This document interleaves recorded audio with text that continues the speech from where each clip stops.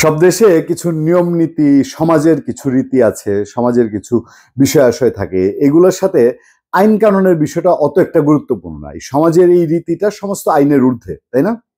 বাংলাদেশের সাবেক প্রধানমন্ত্রী শেখ হাসিনার বোনের মেয়ে বা শেখ পরিবারের শেখ রেহানার মেয়ে টিউলিপ সিদ্দিকী, আমরা তো সবাই খুব পণ্ডিত বিজ্ঞ মানুষ, আমি নিজেও তো পণ্ডিত বিজ্ঞ টাইপের মানুষ, আমরা একজন আরেকজনকে বলি খুব পণ্ডিত হয়েছে, এটা আমাদের একটা কথার ধরন। টিউলিপ সিদ্দিকী দুর্নীতি পরায়ণ। আমাদের যারা এই ফলোয়ার আছেন পূর্ণিয়ার খোঁজ, পূর্ণিয়ার ভিউ ফেসবুক এবং ইউটিউব পেজে, তাদের দেখবেন 50-50, কেউ কেউ বলছে হ্যাঁ একজন দুর্নীতি পরায়ণ নারীর সাথে, মানুষের সাথে ডক্টর ইউনূস কেন মিটিং করবেন, সার্টিফিকেট দিয়ে দিচ্ছেন যে টিউলিপ সিদ্দিকী দুর্নীতি করেছেন। কি কত টাকার করেছে? ধরেন আপনি বসে বসে টেবিলে লিখলেন যে এর বিরুদ্ধে মনে হয় এইটুকের মালিক, এর বিরুদ্ধে এই অভিযোগ, এই অভিযোগ মানে কি সে দুর্নীতিগ্রস্ত। আচ্ছা, সে দুর্নীতিগ্রস্ত না, এটাও আমাদের বলার এই মুহূর্তে কোনো জো নেই যে একটা অভিযোগ উঠেছে, অভিযোগের প্রেক্ষিতে তিনি নিজেও তার দেশ থেকে, মন্ত্রিত্ব থেকে সরে গেছেন। এবার আসেন এই সাবেক প্রধানমন্ত্রীর ভাগ্নি হিসাবে যেই নারী, ওই যে সমাজের রীতিনীতির কথা বলছিলাম না, আমাদের দেশের সমাজের রীতিনীতি কি? সমাজের রীতিনীতি হলো একটা নারী যতদিন পর্যন্ত তার পিতার আশ্রয়ে থাকে, পিতৃগৃহে থাকে, তাহলে ইনকাম করলেও সেই নারী হচ্ছেন তার পিতা তার গার্জিয়ান। যে কোনো চিঠি, আইন আদালত স্কুল কলেজ পড়াশোনা, যে কোনো চিঠি যাবে পিতার নামে, কেয়ার অফ ফাদার, যিনি থাকেন তার নাম।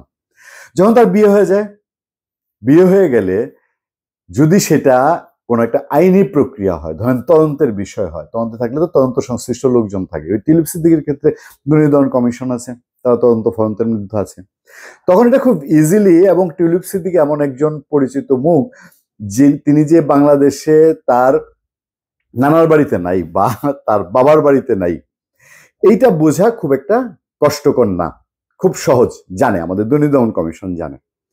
জেনেও তার নামে চিঠি লেখে তার বাপের বাড়ির ঠিকানায় বা তার মায়ের বাড়ির ঠিকানায়, তার ঠিকানা লন্ডন থেকে বের করাটাও আমাদের জন্য খুব কষ্টকর না।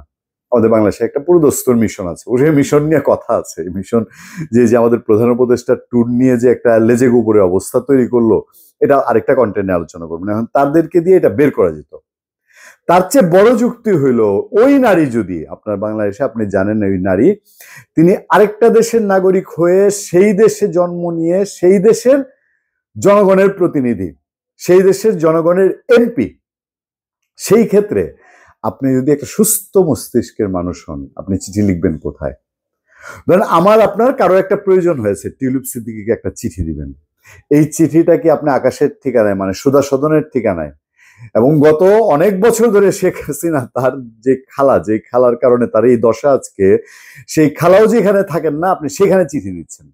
আসেন মোদ্দা কথায়, ডক্টর ইউনূস যে এই টিউলিপ সিদ্দিকীর সঙ্গে বৈঠকটা এড়িয়ে গেলেন, চিঠি পেয়েছেন, তার যিনি প্রেস সচিব জানালেন তারা চিঠি পেয়েছেন, এবং এবার চিঠি জবাব দিবেন কিনা বলে এটা আইনি প্রক্রিয়ায় জবাব দেওয়া হবে।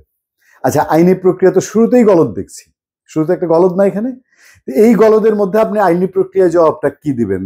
আপনি তো চলে আসবেন লন্ডন থেকে, তো বাংলাদেশের নাগরিক না, মেনে নিলাম, ব্রিটিশ এমপি, তো ব্রিটিশ আরো এক গাদা এমপির সঙ্গে দেখা হয়েছে, অল পার্লামেন্টারি এমপিদের সঙ্গে দেখা হয়েছে, সেইখানে এই প্রশ্নই কি উঠতো যে তার বিরুদ্ধে যে অভিযোগগুলো আছে, এবং বাংলাদেশে একটা সিনারিও একটা অংশের মধ্যে তৈরি করা হয়েছে যে খালা প্রধানমন্ত্রী ছিল বলে আরেক দেশে এমপি থাকা একজন সুযোগ সুবিধা নিয়েছে, ফ্ল্যাট কিনেছে, এই করেছে সেই করেছে, এগুলো এস্টাবলিশড করতে গিয়ে কোথাও কোনো ফাঁক ছিল, কাগজে পত্রে কোনো ফাঁক ছিল? টিউলিপ বলছে তার হাতে পেপারস একদম এনাফ ডকুমেন্ট আছে, সেই ডকুমেন্ট নিয়ে সে বসতে চায়, কথা বলতে চায়, তার নামে এই আকাশের ঠিকানায় চিঠি আসতেছে এবং সেগুলো সে শুনে পত্রপত্রিকার মাধ্যমে জানে, কিন্তু যেটা সে করতে চেয়েছে সেই জায়গা থেকে ডক্টর ইউনূস বা বলি তার আশেপাশে যারা আছেন প্রেস উইং, তারা এই আলোচনাটায় তারা যেতে চায় নাই বা যায় নাই বা যাবে না। এটার ভেতরের আসল রহস্যটা কি থাকতে পারে?